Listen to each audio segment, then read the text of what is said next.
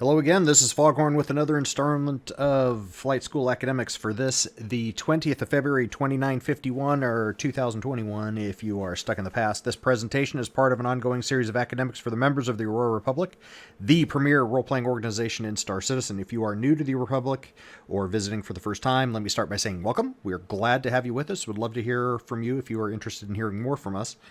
We are a lawful good organization focused on roleplay, exploration, and social interaction. Are currently active in recruiting on Spectrum and Gilded.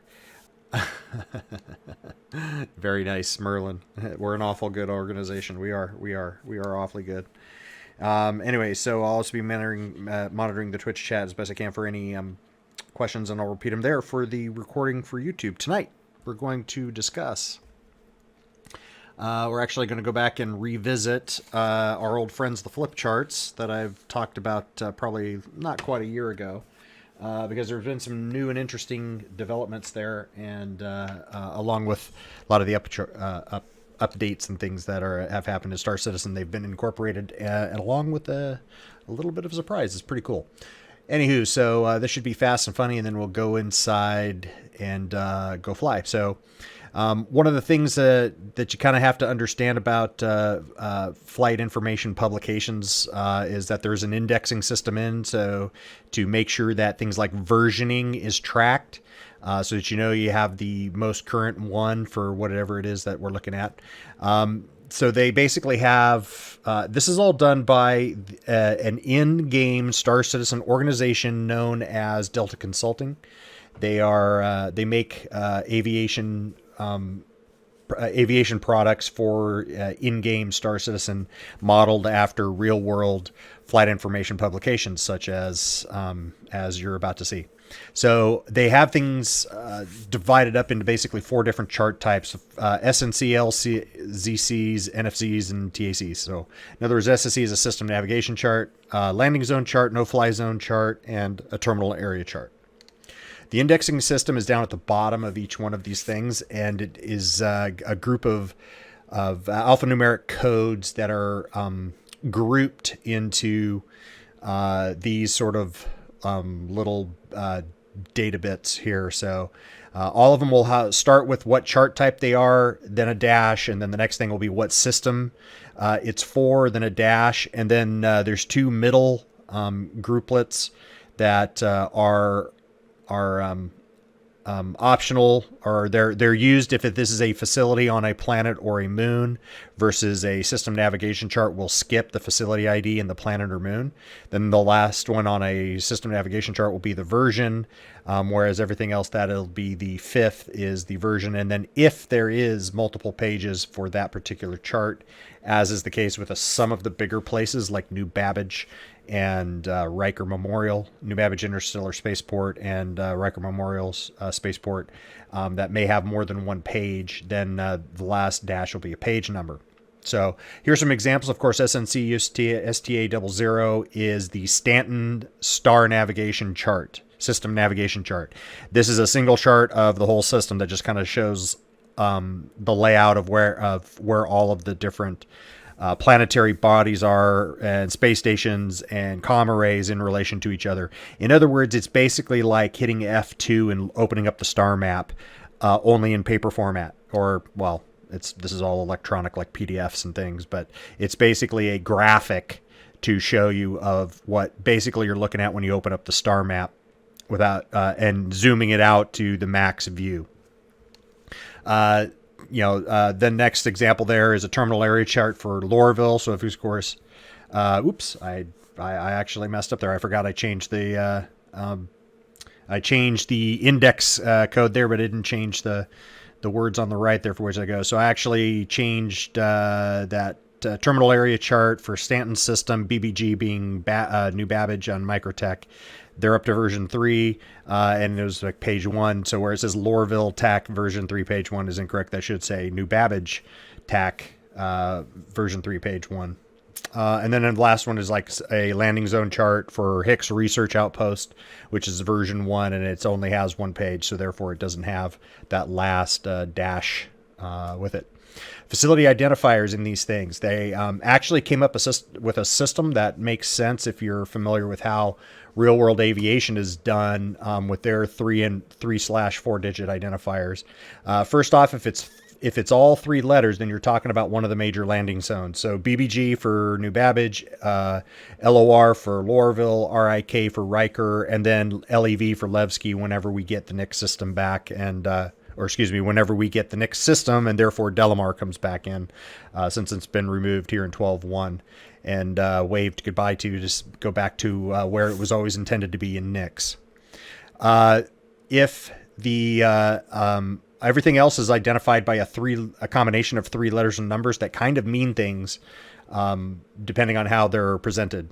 So if the first digit in the triplet is the number of the planet or moon alphanumeric as per the arc star map. So Hurston is the closest one to and they're always numbered from the planets are always numbered from the star out. So Hurston is everything on Hurston starts with a 1. Everything around Crusader starts with a 2. Everything around ArcCorp starts with a 3, and everything around Microtech starts with a 4. If it ends in a number, then that's an aid shelter. If it's a space station, it has 2-digit numbers and ends with a letter. So, for example, Port Olisar is 22 Oscar. So that would tell you that because it starts with a 2-2. The middle digit will be the letter of the moon. So just like the planets are numbered 1, 2, 3, 4 out from the starting at the star going outwards, the same thing is for the moons that are orbiting the planet. They are lettered starting from A going to Z, and they are lettered starting at the planet. So the one that's closest to the planet will be Alpha, the next one out will be Bravo, the next one out will be Charlie. So in the case of around Crusader, then Cellin is 2 Alpha, Daymar is 2 Bravo, and Yella is 2 Charlie, for example.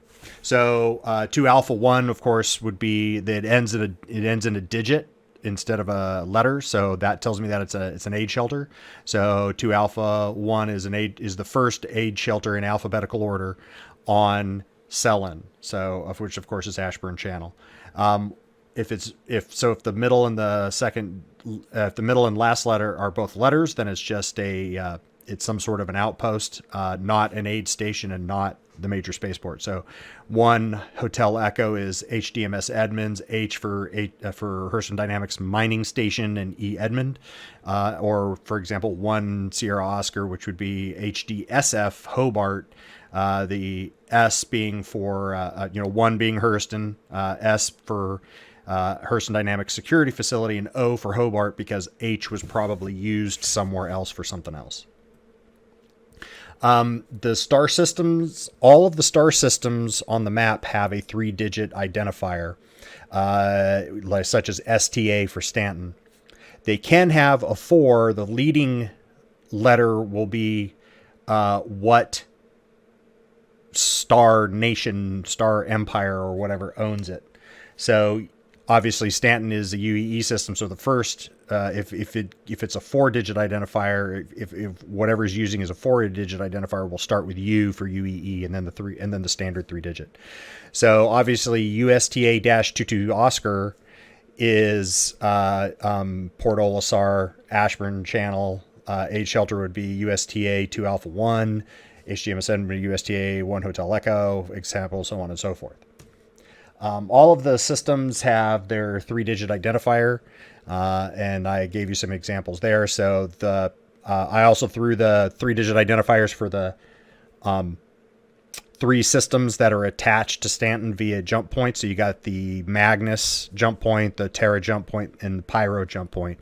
So if it's unclaimed, if the system's unclaimed, its preceding letter is Z. So Pyro is PYR, or you'd have it ZPYR for Pyro, for example. And then on the right there, you can see all of the different ones for all of the 100 systems that they have planned so far. Okay, next thing you have to understand is spacecraft categories. You're already probably going to understand this because it's basically what size landing pad or hangar that that your spacecraft uses. That's how it's determined. So if you always can take off or land on a small pad or a small hangar, then your spacecraft category is small. Category S, category M, category L, category XL, and then the capital ships are category U for capital ship. Uniform for capital ship, I guess. Yes. All right. Newest thing here that they have done, Delta Consulting has been working. I have actually been in the know that they've been working on this for quite a while, but they finally got it finished. They have a mobile app that will actually allow you to see all of these on your mobile device, either tablet or mobile phone. So that if you are using only one monitor and you want to be able to have this information at your fingertips so you can look at a place before you get there, if you've never been there before, and see things like what facilities they have, how it's laid out, what's it look like, does it have an armistice zone, what's the nearest OM, some navigational information, does it have an atmosphere, what temperatures does it run exactly, what's the top of the atmosphere exactly, all of those things, then this is a cool little app. I wish I had a way to capture it. I actually hadn't downloaded it until earlier today and have been dorking around with it for a couple of hours, but so I don't actually have a way to show it to you yet. But it is on the apps store for iOS. It is on the Google Play Store for Android. So those things are fully virus checked and blessed and all of that sort of stuff. And they actually do work. I've been having a grand time with it today. As a matter of fact, if you call up the landing zone chart for a location, it also takes into account time of day and will tell you right now what time of day and how long it is till either sunrise or sunset. And of course, right after I say that, my freaking phone locks up. So if I was to look at, say, 4 Papa 1, right now it says it's after midnight, but sunrise is in 16 minutes at that particular aid station. Okay. So I do have some screenshots of what these things look like. So a landing zone chart, such as this one. This is 4 Papa 1 that I just told you about. Calhoun Pass Aid Station on Microtech. So let me get my laser pointer and we'll go over this very quickly. So we'll kind of go through this top to bottom. You start off with the main data for what's this landing zone chart for, Calhoun Pass Aid Shelter. And of course, it's 3 digits, 4 Papa 1, and what's the major planetary body and system that it comes with. Up in the upper left, you have some navigational information, such as what's the top of the atmosphere is 100,000 meters, and what quantum travel altitude at this location is 11,000 meters before you'll be able to quantum travel. The nearest OM is right there. It actually has a lat long because that actually exists in the game. It's just not displayed to us yet, so hopefully compasses and the like are coming. What's its gravity at that place as a factor of Earth's gravity. So this is obviously a factor of 1, so it's equal to Earth's. What's the temperature range? Now, this is not for this location. It's for this planet. So minus 90 to positive 13 degrees C is for all of Microtech. So if you flip through all of the different landing zone charts that are on Microtech, they all say this exact same information. So for this same for temperature, so temperature is for the whole planet, not for this exact spot. So and then the M is for minus. So this actually says minus 90 to positive 13 degrees. And yes, it does have an atmosphere, breathable atmosphere. Next, you have a notes section that'll tell you all about the facility itself. It always has the same standard information over here. What type is it? What services are there? Does it have hangars, landing pads, vehicle pads, etc.? And then any landing zone notes, such as terrain and obstacles. It'll have if there's any biological hazards or atmospheric hazards, warnings, suggested landing areas, and any permanent notes, warnings, and cautions. The next middle line has what landing facilities are available, what the elevation is, if it has an air traffic control facility of any type, is there an armistice, and are there any fuel repair or rearm services. This little inset right here basically gives you some basic directional navigational type situational awareness based on where the North Pole is, aka where is OM1, because remember OM1's always over top of the North Pole. So this tells us that, okay, basically looking due east from the center of this of the landing zone chart at 600 kilometers away and plus 35 degrees of pitch from the horizon. So look out to the east, look at the horizon, then look straight up to 35 degrees up, and you should see OM5. So that'll give you an initial turn right off the bat before you leave to let you know where to look to find the nearest OM. The black and gray hashed arrow is the prevailing winds, which right now is steady state. So that means the winds over here are always from this direction flowing in the direction of the arrow. That I suspect personally will change in the future as their weather system in the game develops, because wind is never this just permanently predictable. It's always right down this line like it is right now in the game. That's always from the same direction all the time, 24/7. It doesn't matter. In the future, it will matter. It should be variable and swing around and varying in strength from nothing to gale force winds, who knows. And then, of course, the main meat of the thing is the center chart area that will show you the facility, any obstructions. This little upside down V with a dot is some sort of a man-made obstruction like an antenna or a tower or a stack of Connex boxes if they were tall enough. And the number underneath will be the altitude that should be showing on your altimeter when you smack the top of it. So the very top of that antenna or whatever that is 1,030 meters. So if the elevation of the ground right immediately around the facility is 1,024, then obviously, that's a 6 meter tall, so only 18-ish feet, 20-ish foot tall obstruction. And then it'll have drawings that'll basically represent that the things that look like trees are not exactly going to be perfectly located. It just kind of tells you that, hey, there is trees sporadically spread around all over the place. If it looks kind of like a old-fashioned 1980s arcade asteroid, then that means that's a rock of some sort. And then you'll have a dark black silhouette of the facility itself to include any exterior equipment that's there too. If you have an arrow coming off of one of these obstructions, it means that where this obstruction symbol is located is not where the actual obstruction is. It'll be at the point of the arrow because it was too close or too cluttered for where they were going to put it. This also shows us that here at Calhoun Pass there is some sort of large mountain or large geotopical formation down here. We've actually been here. We're actually going to go here tonight. That's kind of one of the reasons why I put this on here is we're going to go to Calhoun Pass and go play and go look around.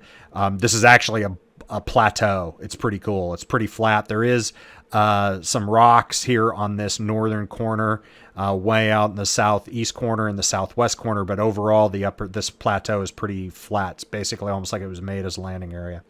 The last bit of information is down here in the right, which gives you your minimum safe altitude. So if you were completely blind, but you knew you were within 10 kilometers of Calhoun Pass aid station, then if you get above 1,602 meters, you will know that you will not be able to hit anything within that 10-kilometer radius. That will give you 100 meters clearance over top of the tallest obstacle rounded up. And then, of course, at the very bottom is that indexing system so that you can actually look and go, okay, this is version 5. All right, because it's a landing zone chart in the Stanton system on Microtech for Papa 1. Okay, that tells me it's an aid station on Microtech. And then, boop, and then that 1, 2, 3, 4, fifth dash is going to be the version number, and so this is version 5. Similarly, they've got these for everything to include the station. So like Port Tressler, obviously if it's a station, it's not going to have any of that like top of atmosphere stuff. If that information doesn't exist for whatever the chart, the item is that the chart is for, then obviously it's just left blank or, deleted out or whatever you want to call it. They kind of, it's foregone. So in this example of it being one of the space stations, then obviously you don't have that kind of information. The rest of the information is either NA if it doesn't apply, like obviously there's no elevation of the ground here on a space station, and they'll give you whatever reference, directional reference for orientation they can, such as, hey, oh, by the way, the planet is this way. And one of the things that they've done, that Star Citizen has done, that I suspect they'll probably keep this. This is probably the final design. Is I don't think the space stations will rotate. I think they orbit, but I think they. I'm not saying I think they orbit. They do orbit, but I think they are basically designed to be tidally locked. So always the same side of the station is always facing the planet, for keeping your orientation kind of purposes. So those are both landing charts. What about a terminal area chart? Terminal area charts are for getting in and out of a busy airport or busy spaceport. So these give procedures on how to procedurally get down from wherever your spline jump drops you off at, because they basically will always drop you off sort of in the same spot, coming from the same starting point. So obviously, if you're always coming in from OM6, OM6 will always it'll always drop you off at 13,500 meters, 25.6 kilometers away from New Babbage. So that always puts you out if you come in from OM6. Obviously, you come in from OM1, that's going to bring you over here. If you come in from the comm array, it's going to bring you in over there. OM4 will bring you in over there, et cetera, et cetera. Port Tressler brings you in over here and drops you off at 22,600 at 31.4. Over on the left side, it'll have the text of what the procedure is. So say if we're coming in from Port Tressler, this is called a pier arrival for that corridor, because the gray areas are the arrival corridor. So obviously you come warping in from Port Tressler at 22,600 feet and 31.4 minutes. This is okay, arrivals, pier arrival from OM3 or Port Tressler. Then you proceed either to Aspire. Guess what Aspire is? That would be the Aspire Grand Tower, right? Okay, to either Aspire or Tracks. So these are, if it's five letters is a navigational point referenced on the ground. So like Aspire is obviously Aspire Grand. Tracks would be the where the join of the hyperloop, where the tracks join together into basically one mega track going into the spaceport. Something that is identifiable from the air easily as long as you can see the ground. So it says proceed either Aspire or Tracks or rooftop landing pad. Use caution for traffic departing the spaceport and other traffic inbound. Aspire is directly over the Aspire Grand. Tracks is over where the city's transit tubes join prior to the two short towers that are just off the shoreline. Okay, if you're departing from there, then you can see in the gray ones, they have departure procedures as well. Notice how they all keep everybody away from each other, so you don't even have to have sensors available, and you should be able to do this in a blizzard and never have to worry about hitting each other. So obviously, if you were going to come out and kind of take off and go somewhere westbound, then you would follow the said, okay, do the pond departure westbound, south or east from Babbage. Use caution for approaching traffic from the rink arrival and over the high terrain, and for high terrain east of the spaceport. Once clear of the spaceport or city, arriving traffic, then just simply proceed on course.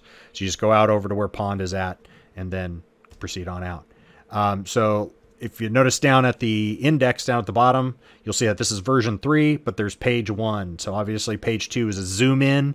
It's all the same stuff, but it's a zoom in starting from Tracks so that you can see in closer on the spaceport and see all the little details of obstacles and where the hangars, etc. are. And there's also additional notes. So pages 1 and 2 are intended to be used, both of them used together at the same time in conjunction with each other. Then you also have no-fly zone charts, which are simply if you are going to be operating this area and you think you might be operating in the vicinity of where these no-fly zones might become a factor, then you might want to look at this at the no-fly zone charts and see where those are and what the top of the altitudes are, which are given in the corner of those no-fly zone boxes. It'll also show you what the controlling obstacle is in that area as well. So, and then just as an addition, I threw on Snowy and Pond from the previous terminal area chart, just to show you, okay, because these are drawn in line drawing formats so that they're easy to understand, but to show you that there is actually a ground reference. Snowy is that snowy mountain just off to the east as you're coming out of Babbage. So it's off to the east right there. That's the mountain peak right behind that construction, all that those buildings. And then Pond is actually kind of out in the middle of the lake. So there's the commons. So if you take a look at that westernmost embankment of the frozen lake, then just out in front of that on the over the ice is Pond. So come out, take a left, go towards Pond. Once you get there, then you can just proceed on course. Boop. And then of course I threw in the landing zone chart for because I showed you the no-fly zone, I showed you the terminal area chart, and then of course the landing zone chart for New Babbage Interstellar Spaceport, just to show you that it can get very busy if it's a very busy place. So, and those might also have multiple pages as well. So BBG for Babbage version 2, page 2, to show you exactly where everything's at. So you can see how, as far as mission planning kind of a thing, these are valuable to have at your fingertips. You can go on to Delta Consulting's website, which is linked on our website. So if you go into Aurora Republic website, go over onto the menu and go to Tools. That will open up a page that has a whole bunch of buttons on it. And you can click Delta Consulting and it'll take you right to their website. That will where you can have, they actually have a web browser version. So if you can just flip through all of these different charts and things and look where you're going and what you're doing. If you go get their app, you have all of those same things are streamed right to your phone or tablet. So if you are, say, using only a single monitor, then you can have those things at your fingertips while you're flying, and you can actually look at where at the place you're going into before you get there, which is always valuable. All right. That should be it in a nutshell. And I will tap dance for a few seconds here. My measured stream delay earlier was only 5 seconds, but I doubt it's still that. And then we'll go fly. So if you have any questions, go ahead and unmute. If not, then I will plan on stopping the stream and then getting my stick set up real quick, and then we'll go. Are there any questions?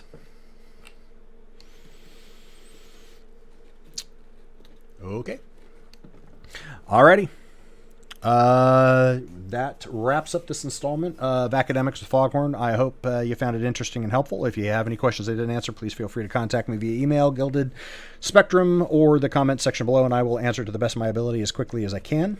If you are a member or visitor alike, please hit those follows and subscribe buttons as appropriate. Leave us a comment. We actually do read them and are always striving to improve our content. English. Do you speak it?